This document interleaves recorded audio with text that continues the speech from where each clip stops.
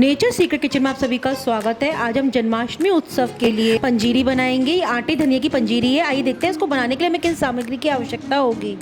आइए देखते हैं पंजीरी को बनाने की रेसिपी। यहाँ पे मैंने मेवा को एक प्लेट में रख लिया है, पहले से साफ करके तैयार करके। मेवा अपनी चॉइस के अकॉर्डिंग हम कुछ भी ले सकते हैं और इसकी मात्रा को कम ज्यादा कर सकते हैं। मैंने यहाँ पे काजू बादाम मिंगी मखाने लिए हैं, आप कुछ भी ले सकते हैं। अब मैंने एक बड़ा चम्मच कढ़ाई में घी डाल दिया है। घी जैसे हमारा गर्म हो जाएगा उसमें 2 बड़े चम्मच धनिया डाल देंगे। सूखा धनिया है और इसे हमें धीमी आंच पे ही गुलाबी होने तक भूनना है। यहाँ पे मैंने डेसिकेटेड कोकोनट भी लिया है जो कि मैं पंजीरी में ऐड करूंगी। आप सूखा नारियल कस के भी डाल सकते हैं पंजीरी में, ये बिल्कुल ऑप्शनल है। मेवा बिल्कुल अपनी चॉइस के अकॉर्डिंग हम कम ज्यादा कर सकते हैं। इसमें हम किशमिश भी ऐड कर सकते हैं, चिरौंजी भी, पिस्ते भी ऐड कर सकते हैं। और यदि आप मेवा को स्किप करना चाहते हैं तो मेवा को स्किप भी कर सकते हैं। अब हमारे धनिया के बीज गुलाबी होने तक भून गए हैं और इसे मैंने एक बर्तन में अलग निकाल लिया है। सूखे धनिये को हमें धीमी आंच पे बहुत हल्के रंग का भूनना है। इसे हमें बहुत ज्यादा डार्क रंग में नहीं भूनना, नहीं तो कड़वापन आ जाएगा। अब इसी घी में हम खरबूजे की मिंगी को डाल देंगे और उसे भी धीमी आंच पे गुलाबी होने तक भूनेंगे। आप मेरी वीडियो में देख सकते हैं कि किस तरह से इस पे हल्का गुलाबी कलर आ गया है और मैंने इसे एक अलग बर्तन में निकाल के अलग कर लिया है। इसी प्रकार हम अपनी सारी मेवाओं को अपनी चॉइस के अकॉर्डिंग भूनकर तैयार कर लेंगे और मेवाओं को हमें धीमी आंच पे गुलाबी होने तक भूनना है, नहीं तो मेवा का स्वाद चला जाता है। अब आप देख सकते हैं कि इसी तरह से मैंने काजू बादाम मिंगी मखाने सभी भून के तैयार कर लिए हैं और ये बिल्कुल गुलाबी रंग के हैं। आप मेरी वीडियो में देख सकते हैं कि मैंने इनको बहुत ज्यादा नहीं भूना है। इस पंजीरी में मैं डेसिकेटेड कोकोनट का इस्तेमाल कर रही हूँ, उसे मेरे को घी में नहीं भूनना है, उसे मैं गर्म आटे में डालकर भूनूंगी, इसलिए मैंने इसे घी में नहीं भूना है। यदि आप सूखे नारियल का इस्तेमाल कर रहे हैं उसको आप घी में भून लें। सूखे नारियल को हम पतला पतला स्लाइस काट के या कस के किसी भी तरीके से अपनी पंजीरी में इस्तेमाल कर सकते हैं। मैंने अपनी पंजीरी में सूखे नारियल का इस्तेमाल नहीं किया है, मैंने बाजार में जो पैकेट आता है डेसिकेटेड कोकोनट का उसका इस्तेमाल किया है, इसलिए उसे मैंने घी में नहीं भूना है। अब हम सभी मेवाओं को भून कर तैयार कर लेंगे। जिस तरह से आप मेरी वीडियो में देख सकते हैं कि मैंने सारी मेवाओं को तैयार कर लिया है। आपको एक टिप बताती हूँ कि पहले सारी मेवा को हम घी में भून लेंगे, मखाने हम आखिरी में भूनेंगे क्योंकि मखाने सारा घी पी जाते हैं। तो पहले आप उसी घी में पहले सारी अलग से मेवा को भून के अलग कर लें, उसके बाद ही उसमें घी में मखाने डालें, जिससे कि मखाने उसी घी में भुन जाएंगे और घी को हमें एक्स्ट्रा नहीं डालना पड़ेगा। यदि आप मखाने पहले डालेंगे घी में तो सारा घी एब्जॉर्ब कर लेंगे।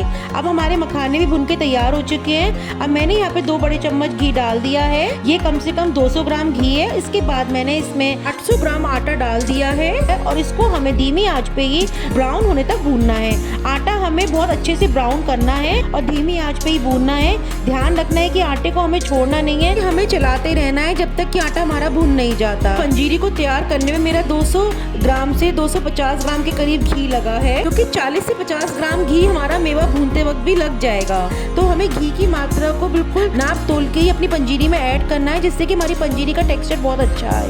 यहाँ पे मैंने 200 ग्राम घी का इस्तेमाल 800 ग्राम आटे में किया है। अब घी की मात्रा को यदि कम करते हैं तो पंजीरी हमारी बहुत ड्राई बनेगी और ये गले से चिपकेगी। तो यहाँ पे हमारी पंजीरी बहुत अच्छी से बने और उसमें बहुत अच्छा टेक्सचर आए, इसके लिए हमें 200 ग्राम घी का इस्तेमाल किया है। तो आप घी की मात्रा को कम ना करें यदि आप पंजीरी को बहुत अच्छे से बनाना चाहते हैं। अब हमने जो धनिये के बीज को तला था उसको मैंने मिक्सर जार में डाल दिया था और उसमें 2 बड़े चम्मच आटा जो हम भून रहे थे उसे डालकर पीस लिया है, जिससे कि जो धनिया ने घी पिया होगा तो मिक्सी में पिस नहीं पाएगा, तो आटे की सहायता से वो अच्छे से पिस जाएगा। और पिसे हुए धनिये को हमने अपनी पंजीरी में मिला दिया है और अब इन सब चीजों को हमें भूनना है। ध्यान रखना है कि धनिये को हमें आटा जब हमारा आधा भून जाए उसके बाद ही ऐड करना है, नहीं तो धनिया हमारा जल जाएगा, क्योंकि धनिया हमारा पहले भी सिक चुका है। तो हमें आटा जब आधा भूनने पे आ जाए उसके बाद ही धनिये को ऐड करना है। जीरी में धनिया डालने से पंजीरी का टेस्ट दुगना बढ़ जाता है। आप इस तरह से एक बार बनाकर जरूर ट्राई करें। और जो हमने मखाने बनाकर तैयार किए थे आप देख सकते हैं कि वो हाथ से कितने अच्छे से क्रिस्प होके टूट रहे हैं और इनको हमें थोड़ा टुकड़ों में कर लेना है, क्योंकि साबुत मखाने इतने अच्छे नहीं लगते हैं। तो इनको मैंने थोड़ा सा दरदरा कर लिया है और ये हाथ से ही टूट के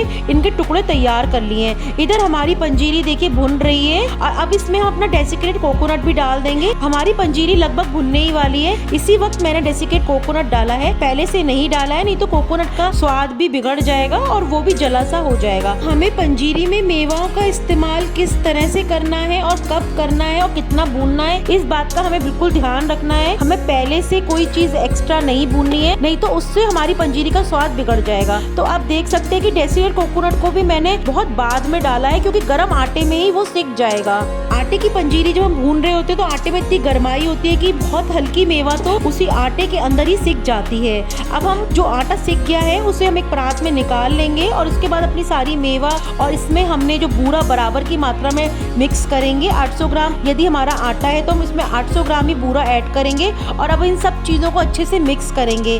और जब ये सब चीज़ें अच्छे से मिक्स हो जाएंगी, इसे एक दो बार हम बड़े चलने से छान लेंगे जिससे कि सब चीज़ें एकसार हो जाएं। और इसके बाद हमारी धनिया आटे की पंजीरी बनकर तैयार है, जो कि हमने कृष्ण जन्माष्टमी के उत्सव के लिए बनाई है। रेसिपी बनाने में बहुत आसान है, लेकिन हमें इसकी जो हमें टिप्स और ट्रिक्स बताए हैं उसको फॉलो करके बनाएंगे तो इसका टेस्ट दुगना बढ़ जाएगा। और ध्यान रखना है कि इसको बनाते वक्त हमें कोई भी जल्दबाजी नहीं करनी है और मेवाओं को भूनते वक्त और उनको किस समय हमें पंजीरी में ऐड करना है उस बात का ध्यान रखना है। आटे धनिया की पंजीरी बनकर तैयार हो गई है। आप इस तरह से एक बार बनाकर जरूर ट्राई करें। यदि आपको ये रेसिपी पसंद आती है तो प्लीज मुझे कमेंट बॉक्स में जरूर यस लिख कर बताएं। अब हमारी पंजीरी बनकर तैयार हो गई है। यदि आपको ये रेसिपी पसंद आई हो तो प्लीज मेरे चैनल को ज्यादा से ज्यादा लाइक करें, शेयर करें, कमेंट करें और इंस्टाग्राम पर फॉलो करना ना भूलें।